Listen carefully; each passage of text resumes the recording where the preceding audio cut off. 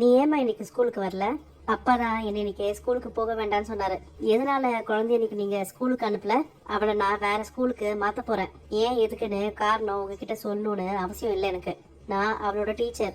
என்னோட கிளாஸ்ல படிச்சுட்டு இருக்க ஒரு குழந்தைய திடீர்னு ஸ்கூல் மாத்த போறேன்னு சொன்னா நான் கண்டிப்பா காரணம் கேட்பேன். இப்படி பாதியிலே எதுக்காக அவளை வேற ஸ்கூலுக்கு மாத்தணும்?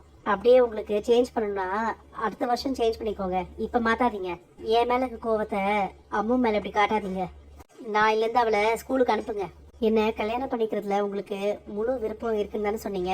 ஆனா என்னை கல்யாணம் பண்ணிக்கிறதுல உங்க வீட்டாளங்களுக்கு விருப்பம் இருக்கான்றது எனக்கு தெரியல. இன்னைக்கு நான் வந்தப்போ உங்க அம்மா ஒரு வார்த்தை கூட பேசாம அமைதியா இருந்தாங்க. நடக்கிற எல்லாமே எங்க அம்மாவோட சம்மதத்தோட தான் நடக்குது. நீங்க அதை பத்திலாம் எதுவும் யோசிக்காதீங்க. அம்முவை அவங்க அப்பா வேற ஸ்கூல்ல போட்டா உனக்கு என்ன காவேரி? ஒரு நாள் 2 நாள் அம்மு ஸ்கூலுக்கு வராததே என்னால தாங்கிக்க முடியல. அவ வேற ஸ்கூலுக்கு போயிட்டானா அதை நான் எப்படி தாங்கிப்பேன்? நான் எப்படி அவளை பார்க்காம இருப்பேன்? நான் ஏன் அந்த குழந்தைக்காக இவ்வளவு வருத்தப்படுறேன்? அவ எங்க படிச்சா எனக்கு என்ன? அது அவரோட குழந்தை. அவரை எங்கேயோ சேர்த்து படிக்க வைப்பாரு. நான் எதுக்கு இதை நினைச்சு இவ்வளவு கவலைப்படுறேன்? அப்பா இன்னும் ஒரே ஒரு தடவை அம்மாவோட போட்டோ காமிக்கல. இல்ல அம்மு வேண்டாம். நீ அப்புறம் ரொம்ப ஃபீல் பண்ணுவ. அப்பா நிறைய போட்டோ வச்சிருக்காரு. அப்பா வரத்துக்குள்ள எல்லா போட்டோயும் நம்ம பாத்துடலாம்.